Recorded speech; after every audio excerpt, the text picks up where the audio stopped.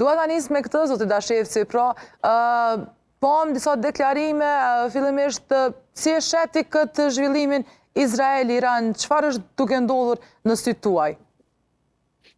Po nëse i shkoj tash kronologjikisht, do me thonë ajo kriza e parë që nuk duhet haruar asnjë njeri, është ajo kriza mes rivalëve shumë të vjetër mes Pakistanit dhe Indis, se po flasim për dy forca bërthamore, ku për 3 ditë paramenoni që për vitit 1971 janë, do me thonë, rival të ashpër në Kashmir atje për territore normalisht, dhe po flasim këtu për fuqi bërthamore të dyja dhe ky president, që ka qenë, do me thonë, edhe premtimi i tij i dytë, se premtimi i tij i parë ka qenë për Amerikën dhe Amerikanët dhe do ta bëj Amerikën sërish më të famshme në ashtu si i takon. Dhe për 3 ditë dhe 3 net, do me thonë, u mbyll ajo punë dhe u arrit një marrëveshje. Në rastin tjetër ke një rrezik tepër i madh në aspektin e sigurisë globale, sepse nuk ishte vetëm një luftë mes dy shteteve që janë rival pe vitit 1967 dhe posaçërisht vitin 1981 dhe 82 kur filloi e gjitha atje. Mirë po këtu ishte në pyetje dhe aspekti ekonomik dhe tregtar, pra ekonomia botërore, tregu botëror, sepse ishte në pyetje ngushtica e Hormuzit, që është një pikë strategjike tepër e madhe për kalimin e naftës dhe derivatet e saj, jo vetëm të Iranit, por edhe shtete tjera, dhe posaçërisht ishulli i Kaifës, ku aty ndalen trajektet dhe furnizojnë globin me derivatet naftës dhe gjitha aspektit tregtar. Pra ishte një rrezik i madh, sepse pam edhe një luftë që nuk është parë, do me thonë, më përpara, po flasim për një luftë me raketa hipersonike, ku e gjitha ishte befasuese dhe çka ishte më e trishtuesja, vdisnin, do me thonë, njerëz të humblin jetën. Ky njeri jo për 14 ditë, por për 12 ditë e arriti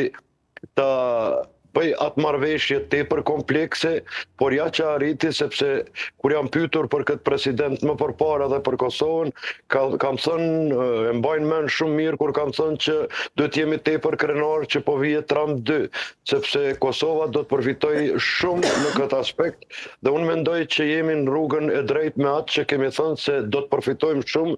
sepse ky njeri si personalitet nuk e don, do me thonë, luftën, por i ndal ato, ka qenë tek e fundit premtimi i tina i dytë dhe e ka përsërit 4 ose 5 herë, edhe kur është bërë, do me thonë, president. Po ato krizat regionale kanë qenë shumë të rrezikshme deri në atë ditë për sondalën. Tash unë nuk po e shoh më dritën e vogël të shpresës e nderuar, po e shoh një dritë kogja të madhe të shpresës për paqen, dhe kush e don më shumë paqen se Republika e Kosovës dhe qytetarët e saj, duke pas parasysh se çka kemi kaluar në vitin e 90-ta, kemi pas të baj me një armik egër që nuk ka zgjedh asgjë që të na dëmtoj.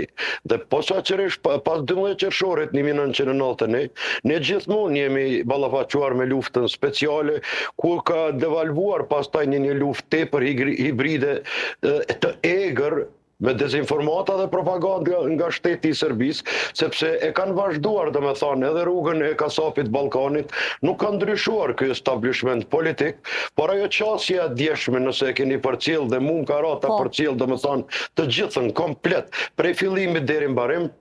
është një shpresë e madhe, dhe unë e quaj në aspektin e sigurisë globale, posaçërisht në Ballkan, sepse është përmendur prej 3 njerëzve kryesor Republika e Kosovës, unë shoh tash paqe dhe zgjidhje të problemit shumë shpejt në shtator ose tetor, gjithmonë sipas mendimit tim, po vija ai prioriteti 32 ose 33 që është Republika e Kosovës dhe sovraniteti i saj, paprekshmëria e saj në aspektin e sigurisë, që të jemi qartë me qytetarin dhe po mundohem sa më thjesht kronologjikisht t'i shpjegoj të gjitha rand. Po, dhe zoti Dashevci, dua t'ju pyes lidhur me një deklarim, po them kështu, një ritheksim të deklaratës së Trumpit, cili thotë që ka qenë ai që i ka dhënë fund, po them kështu, diskutimeve konfliktit Kosovë-Serbi. Si e shihni ju në aspektin tuaj, sepse fillimisht ka qenë përmes një postimi që pati dhe që bëri buj jashtëzakonisht, por që pastaj sërish e ritheksoi një gjë të tillë. Po, postimi i parë ka qenë në New Jersey, në udhëtimin e tij, domethënë, kur e ka thënë, sepse kam dëgjuar live, dhe pastaj betonimi i atij postimit ka qenë, domethënë, dje që ka ndalur diçka. Domethënë, kjo e pasqyron qartazi në aspektin e sigurisë, se është aleati yt i përjetshëm. Ti je kreatur, domethënë, në Shtetet e Bashkuara të Amerikës, dhe Amerika ka suportu prej ditës së parë. Dhe postimi i tij i dytë është vetëm betonimi i asaj që ka pas diçka, por ne e parandalojmë. Dhe çka do të thotë kjo? Pas këtij postimi që ka qenë më i rëndësishmi, më qetësuesi për qytetarët e Republikës Kosovës, sepse përmenda parës që ne nuk kemi rahati edhe 24 ose 5 vite sa janë bë,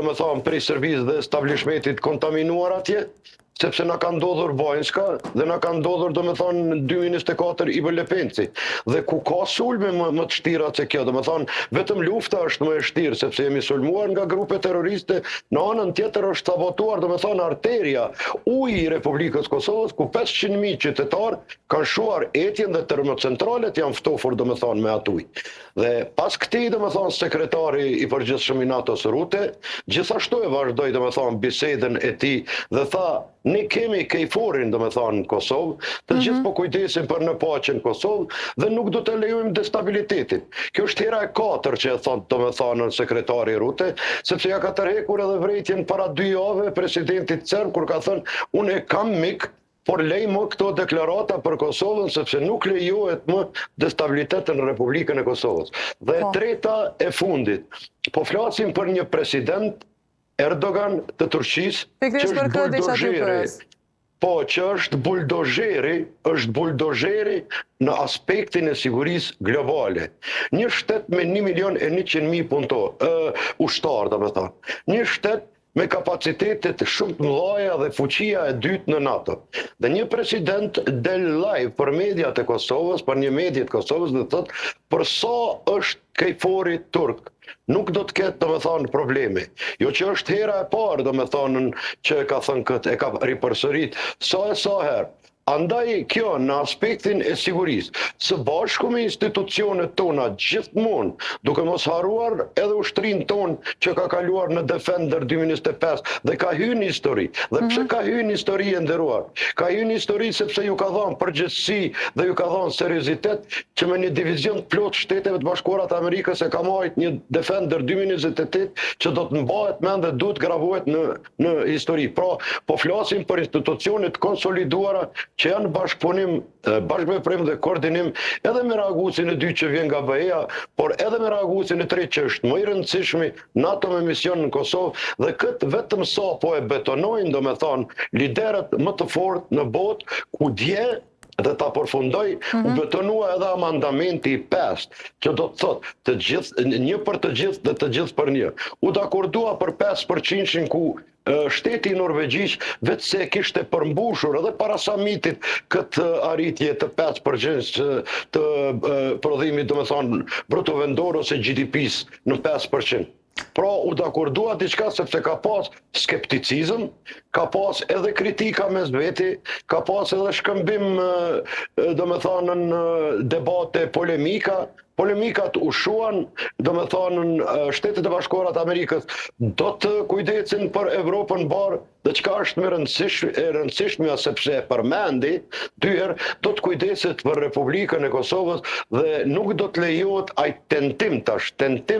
destabilizimi i Republikës Kosovës, sepse këto janë fakte të patjetërsueshme, këtu nuk ka diçka dëshirore, ajo që është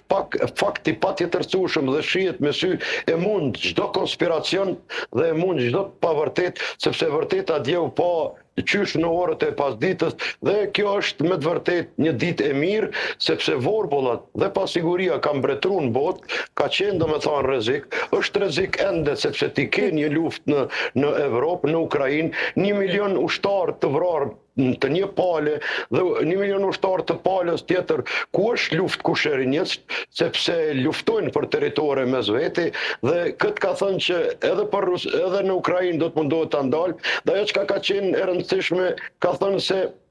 prej të deleguarve amerikan në Gaza, kam informacion se do të arrihet marrëveshje dhe të gjithë dëshirojnë atë ndalimin e asaj lufte në Gaza, sepse të gjitha janë këto trishtuese të shikosh me sytë kur e din se kemi kaluar në problemet mëdha edhe ne si shtet vitet 90-ta dhe na kujtojnë domethënë ngjarjet e këqija që nuk i dëshiron askush të shoh.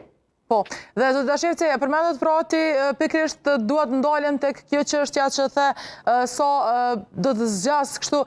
Po flasim për këtë aspektin që Trumpi referohet që ka qenë një luftë 12 ditëshe. Dhe nëse ndalemi dhe shohim pastaj reagimet, e dim që ka qenë një konflikt goxha i thellë kështu. Dhe ajo çfarë është më interesante është që si e shihni ju, a ka qenë realisht, a ka përfunduar këtu kjo luftë, ky konflikt apo edhe mund të jetë një qetësi e përkohshme? Jo, ka përfunduar. Ka përfunduar e nderuar dhe jap se ka përfunduar. Po flasim për njerin më të fuqishëm në aspektin e sigurisë ekonomik, tregtar dhe gjitha çka ka në botë. Domethënë po flasim për një njeri që është tepër serioz. Po flasim për një njeri që të gjithë ata në New York që e kanë njohur, edhe sa është marrë domethënë me biznesmen, dhe që e kanë thënë me mira në për intervista që i kanë pa live, se ky njeri atë që e thot atë e mendon. Dhe kur e mendon atë e vepron domethënë praktik. Praktika është pa e nderuar. U tentua që pas gjysore që u arrit domethënë në marrëveshja pat edhe një shkëmbim të vogël, dhe ju e pat reagimin e tij tepër të ashpër. Ky është një reagim presidenti. Këtu nuk po flasim për një njeri të thjeshtë, këtu po flasim për presidentin e Shteteve të Bashkuara të Amerikës. Reagimi i tij ke aq i ashpër sa e gjitha domethënë u mbaroi. Dhe tash është japur domethënë shanca diplomacisë, sepse në aspektin e sigurisë është më mirë të flasësh një vit se të luftosh ti një ditë. Dhe kjo po bëhet. Në momentet sa po flasim, nuk ka atje ndonjë shkëmbim zjarri, sepse ka qenë e bollshme ajo me qindra dhe mira raketa, domethënë janë gjuajtur dhe e kemi parë se çka ka ndryshuar tash në aspektin luftarak, e gjitha ka ndryshuar domethënë prej shekullit 20, nuk ka të bëjë më lufta siç janë bërë më përpara, është e tmerrshme domethënë kjo, dhe ky të merrim po e ndal. Domethënë që është më e rëndësishme në aspektin e sigurisë, të meri po ndalet dhe kjo është ajo arritja e paqes. Kjo në praktik domethënë rrugtimi për arritjen e paqes, se me të vërtet ke pas 3-4 vatra që nëse dëshironi unë do t'ja përmend, ke pas domethënë gjithmonë Kinën që e ke një konflikt ngrirë me Tajvanin, ku Kina e konsideron Tajvanin si pjesë përbërtëse të saj, kurse Tajvani mos harroni që është partneri më i madh në aspektin ekonomik i Shteteve Bashkuara të Amerikës, sepse qipa teknologjik prodhohen domethënë mund Tajvan. Pakistani domethënë me Indin, Irani domethënë me Izraelin. Pastaj mos flasim për Rusinë dhe despotin Putin atje pe vitit 24 shkurti 2022. Evropa po ballafaqohet domethënë me probleme ku 60% buxhetit të shteteve më të konsoliduara në botë po shkon domethënë për mbrojtje dhe armatim, gjithmonë në aspektin e preventivës. Dhe këto janë fakte të patjetërsueshme dhe ky po i ndalon tash ato. Domethënë kanë 3 vatra krize u ndaluan, kanë mbet domethënë në Evropë që është më e komplikueshmja, sepse është që 3 vjet normalisht që është e komplikueshme, kanë humbur shumë jetë dhe edhe kjo do të arrihet dhe do të arrihet që të flitet në tavolinë, sepse tjetër rrugdalje nuk ka. Kur të ndërhyn Amerika, domethënë me sanksionet e saja, atëherë ty rrugë tjetër nuk të mbetet. Çka është më rëndësi tjetër është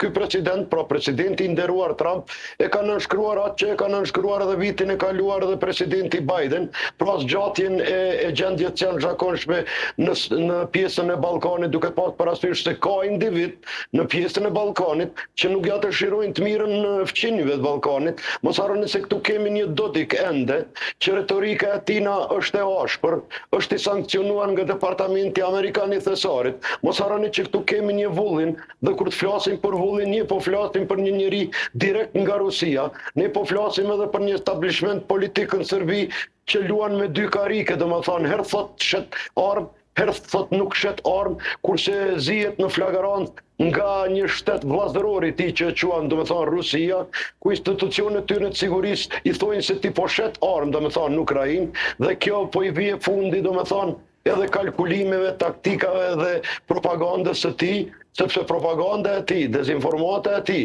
që quhet tash në shekullin 21 me terma të ri, lufta hibride që është vazhdimsi e luftës speciale, nuk ka pas kur të ndalur. Askush nuk ka thënë që ne jemi këtu në kafsh duke jetuar. Situata do me thonë lumi i Tiber normalisht që është në stadin e portokallt në aspektin e sigurisë, por fundi i problemeve po vjen dhe po vjen me ndihmën e aleatëve, sepse ne kemi nevojë për ndihmën e aleatëve. Aleatët i kemi në Republikën e Kosovës, e kemi NATO këtu dhe posa ta përmendi, do me thonë që NATO është këtu, mbaron çdo debat. Po.